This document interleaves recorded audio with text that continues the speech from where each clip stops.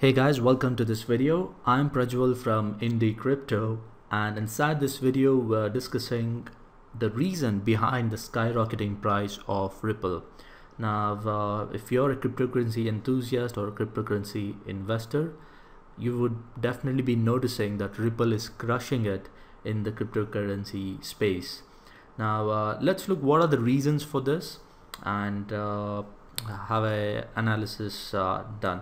So you can see here as of today, Ripple in CoinMarketCap is around 54.73 rupees, which is up by more than 75%. But if you actually check the Indian exchanges which are offering Ripple, the price is almost 1.5 times more. So it's 71 on CoinEx, and here's a new exchange called Coin Delta, and Ripple is trading at around 74 rupees here. Now, what's the reason for this particular price difference between international and Indian market? It's purely demand and supply.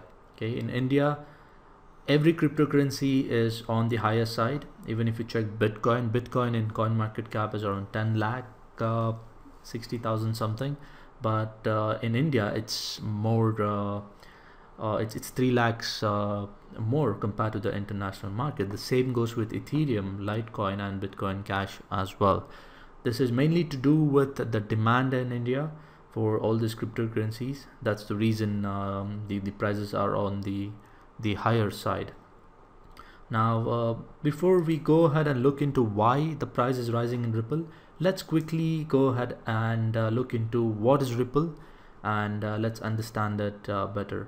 So Ripple, rather than being a competitor for Bitcoin, it is actually a complement to the Bitcoin. Now, Bitcoin is more decentralized and has an entire mining process for it to go ahead and prevent itself from any kind of spam attacks, etc. But Ripple, on the other side, is a distributed network.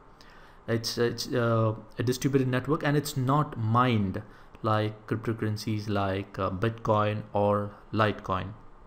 Rather, whenever a transaction happens in a Ripple, some amount of Ripple is destroyed when the transaction is happened, and this is the deflationary system that's been added to Ripple. Now, the total Ripple supply around the world will be around 100 billion, and at the moment the circulating supply is more than 38 billion. So that's basically about a little background on Ripple. And Ripple, unlike Bitcoin and Litecoin, are more focused on being decentralized and going, or maybe the ideology is opposite to that of banks, where it gives you more control of your finances. Ripple, on the other hand, is partnering with banks as an effective and cost-effective and less time-consuming payment network. So that's what Ripple is mainly focusing on, especially when it comes to international funds transfer. Ripple is on the forefront to position itself as the most cost-effective and the fastest way of transferring funds across international borders. Now, let me quickly go ahead and show you this image, which shows the transaction time taken by different cryptocurrencies. Now, if you look at Ripple, it says the payments are going to get settled in 4 seconds. That's the fastest if you actually look into the graph. When it comes to Ethereum, the transaction time is more than 2 minutes, but it's not the scenario currently because there has been a network congestion in the Ethereum, and there are more than 12 to 14,000 transactions on Ethereum network that's pending. And coming to Bitcoin, I don't have to tell this because Bitcoin's network is even more congested, and it takes usually hours for Bitcoin transactions to get confirmed.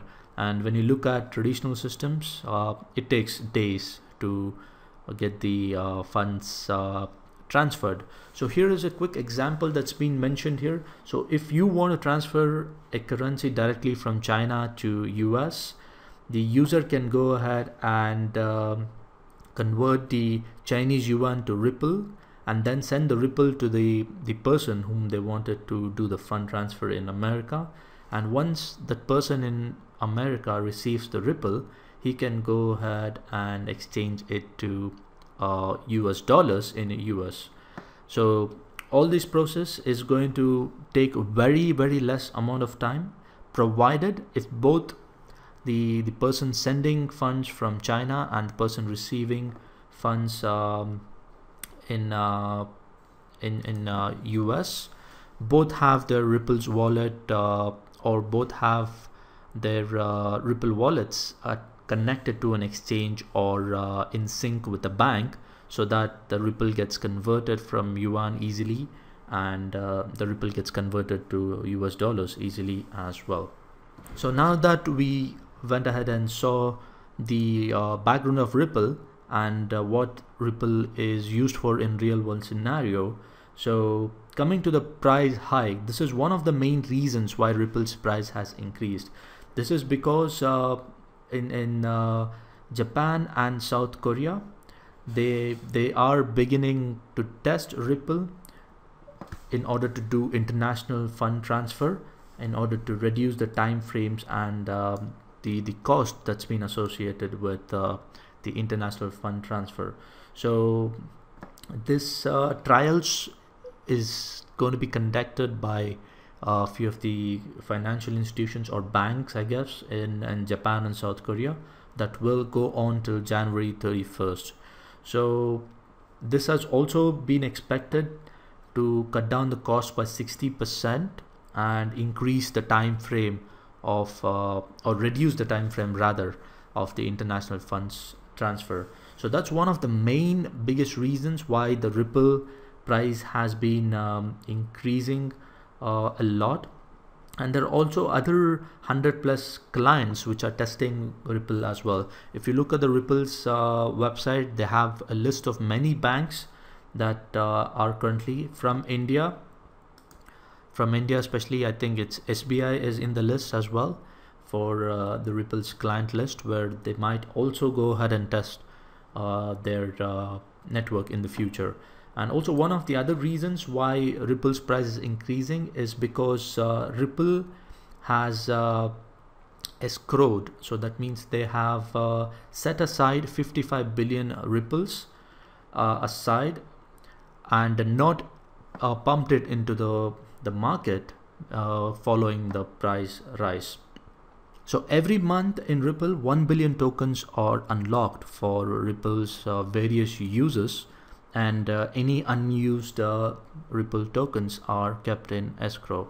Now, even in this scenario, when the price is hiked so much, they have still went ahead and placed that 55 billion unused Ripples into the escrow, and they have not pumped it into the market, which they could have profited if they wanted.